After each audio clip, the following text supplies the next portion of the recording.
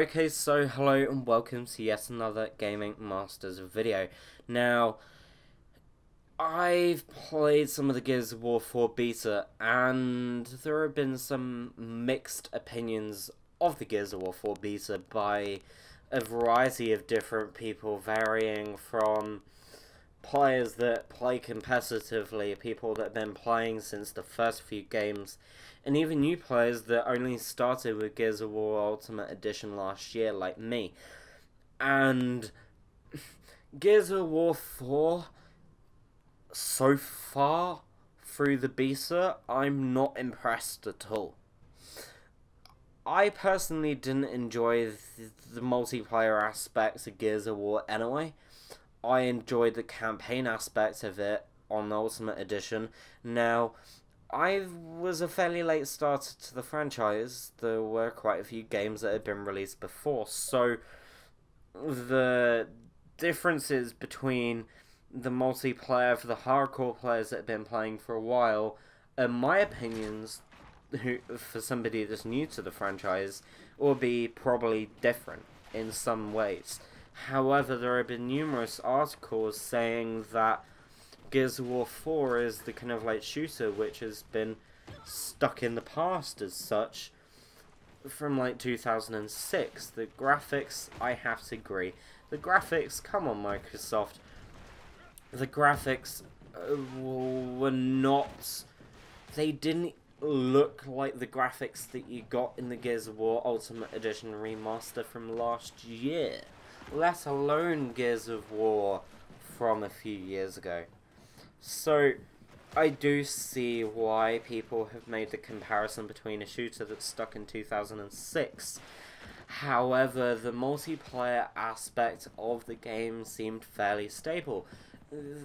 My way of approaching a multiplayer shooter is, first of all, is it stable? Is it enjoyable? Starting off with the first part, yes, it was stable. I didn't have any issues. I enjoyed the concepts of the game modes. It was very limited. It was only team deathmatch. A team deathmatch kind of style game with a kind of dodgeball thing and a capture the point kind of thing, I believe. So it was fairly limited in variety of gameplay, and you could level up to level 20, which unlocked more extra rewards for the full game launch on October the 11th, 2016 on Xbox One.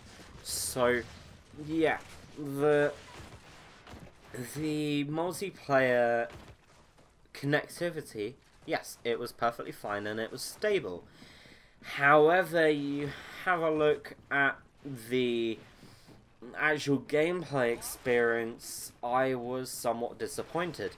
The gameplay, yeah, it's your typical third-person Gears of War gameplay.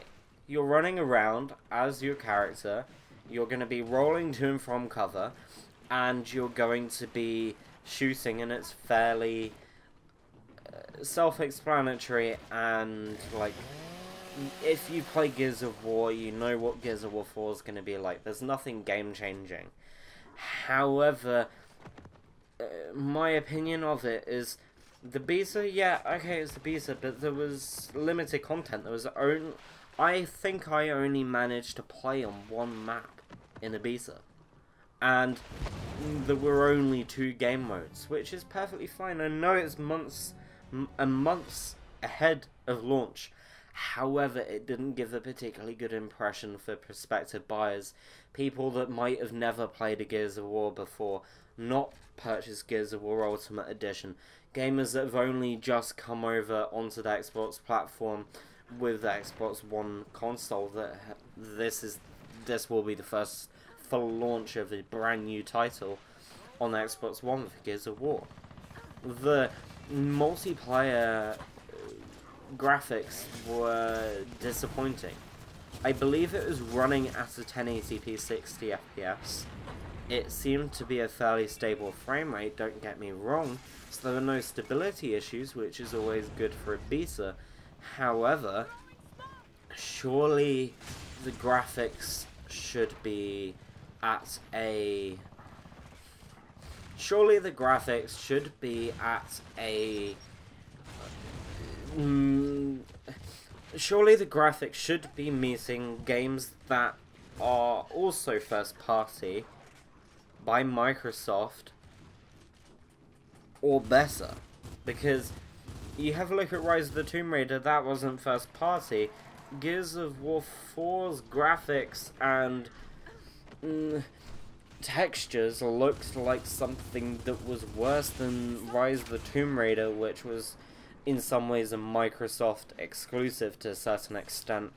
Quantum Break, which is a Microsoft exclusive, is actually a hell of a lot better looking than Gears of War 4, and for a game which is one of Microsoft's main franchises that's been established for many years, I was somewhat disappointed with the way it looked.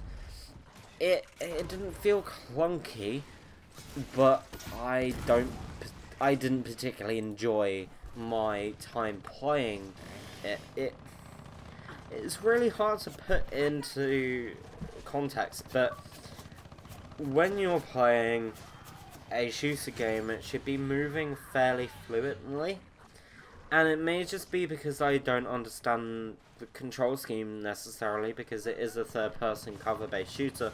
I don't tend to play those particularly much. However,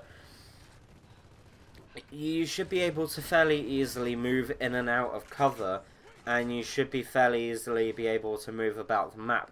And it felt slightly clunky, alongside with the subpar resolution and graphics. I was somewhat disappointed. Now, don't get me wrong, I'm sure it's going to be a very good game at launch. I'm sure the campaign is going to be something that I will enjoy, because that's what I enjoyed in Ultimate Edition, and that's the part of Gears of War that I enjoy. Even though it's supposed to be a competitive third-person shooter, I prefer the campaign than I do prefer the multiplayer. So we'll definitely see what happens with the launch.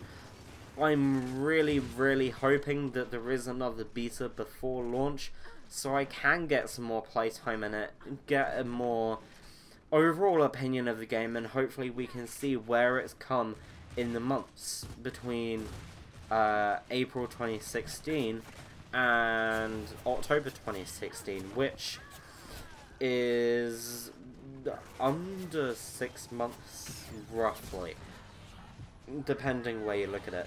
So, I'm looking forward to playing the campaign of Gears of War 4. I'm not too sure about the multiplayer.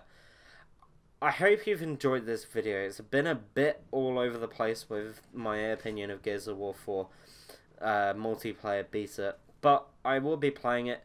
Don't forget to like, follow, and of course, as always, subscribe. It's very much appreciated, and we have loads more content coming up on the channel very soon.